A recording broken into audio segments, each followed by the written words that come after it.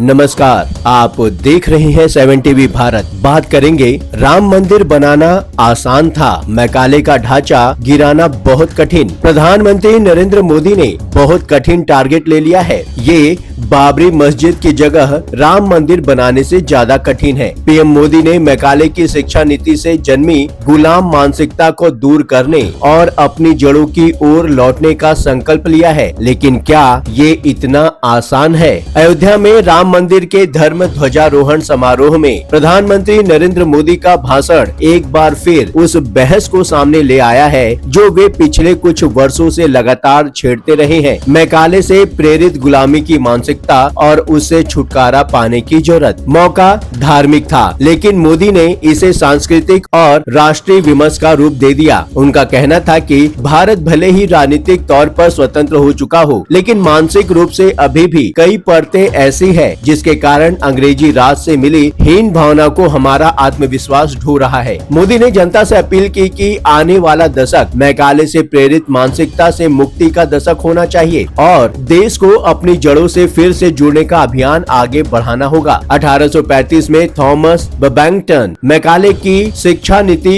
भारत में लागू की गई थी और 10 साल बाद यानी कि 2035 में उस बात को 200 साल पूरे हो जाएंगे। मोदी के इस बयान के कई तरह के राजनीतिक, सामाजिक और सांस्कृतिक अर्थ निकलते हैं, जिसके कारण यह भाषण सिर्फ अयोध्या तक सीमित नहीं रह गया। मैकाले की शिक्षा नीति को लेकर प्रधानमंत्री मोदी हमेशा से हमलावर रहे। वे मानते हैं कि इस नीति ने भारतीय भाषाओं और ज्ञान परंपराओं को पिछड़ा बताया और अंग्रेजी शिक्षा को सर्वश्रेष्ठ स्थापित किया। मोदी का कहना है कि इस सोच ने भारतीयों के भीतर ऐसी मानसिकता पैदा की जिससे अपनी संस्कृति, अपनी भाषा और अपने ज्ञान के प्रति हीन भावना पनप गई। उनका दावा है कि इस मानसिक ढांचे को बदले बिना भारत पूरी तरह आत्मनिर्भर नहीं हो सकता। राम मंदिर को मोदी ने एक सांस्कृतिक पुनर्जागरण की शुरुआत बताया। उनके मुताबिक यह सिर्फ मंदिर निर्माण का नहीं बल्कि राष्ट्रीय आत्मविश्वास के पुनर्निर्माण का क्षण है। देश हर स्तर पर उन मूल्यों की तरफ लौटे जो भारतीय परंपरा के करीब हो। अपनी जड़ों से जुड़ना किसी अतीत में लौटने की कोशिश नहीं बल्कि 21वीं सदी में नए भारत की नींव तैयार करने का प्रयास है। हालांकि उनके इस विचार के विरोधी इसे भारत को अंधविश्वास, हिंदुत्व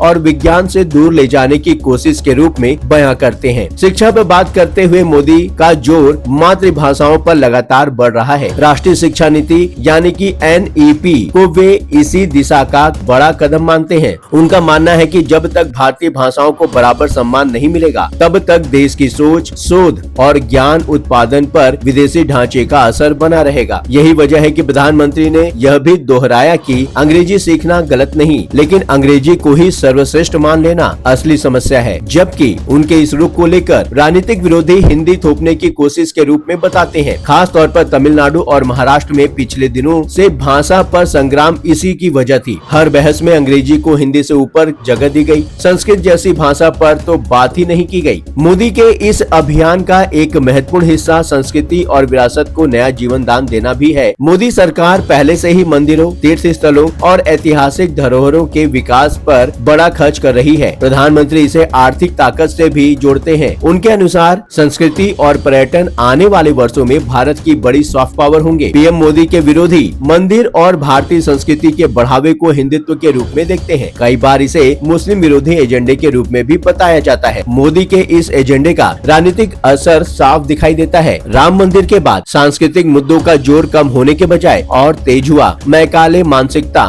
जैसा शब्द एक राजनीतिक नारे के रूप में उभरता हुआ दिख रहा है, जिसके मायने राजनीतिक हितों के अनुसार बदले जा सकते हैं। विपक्ष के सामने चुनौती है कि इस मुद्दे का विरोध करे तो सांस्कृतिक भावना के खिलाफ खड़े होने का खतरा है, समर्थन करें तो भाजपा की लाइन को सही ठहराने का रिस्क है। मोदी बार बार कहते रहे हैं कि भारत सिर्फ आर्थिक शक्ति नहीं बल्कि एक उभरती हुई सभ्यता है। उनके इस एजेंडे का वैश्विक असर भी दिख रहा है। भारत अपनी संस्कृति, योग, आयुर्वेद, दर्शन, कला और विरासत सियासत को दुनिया के सामने और आक्रामक ढंग से रख सकता है। ये एक ऐसी गहरी पहचान करने की कोशिश है जिसमें भारत पश्चिम के बराबर खड़ा दिखाई दे, उसके पीछे नहीं। यह लक्ष्य कितना हासिल होगा यह आने वाले वर्षों में तय होगा, लेकिन इतना तो साफ है कि प्रधानमंत्री ने अगला दशक एक नई सांस्कृतिक और मानसिक क्रांति के नाम कर दिया है। यह अभियान तभी सफल होगा जब पूरा देश इसमें शामिल होगा, और देश इसमें कितना शामिल होगा यह राजनीति तय करेगी, जिसका इस विषय पर एकमत होना नामुमकिन है। राम मंदिर तो एक भौतिक निर्माण था, हो गया। मैकाले की मानसिकता रगों में दौड़ती है, इसे जहन से निकालना उतना आसान नहीं है। आपने पूरा वीडियो देख लिया है तो इस विषय पर अपनी राय हमसे जरूर साझा करें। कमेंट बॉक्स में आपके विचारों का स्वागत है। चैनल को सब्सक्राइब करें। वीडियो पसंद आया हो तो वीडियो को लाइक करें। लगातार खबरों के लिए बने रहिए 7 टीवी भारत के साथ।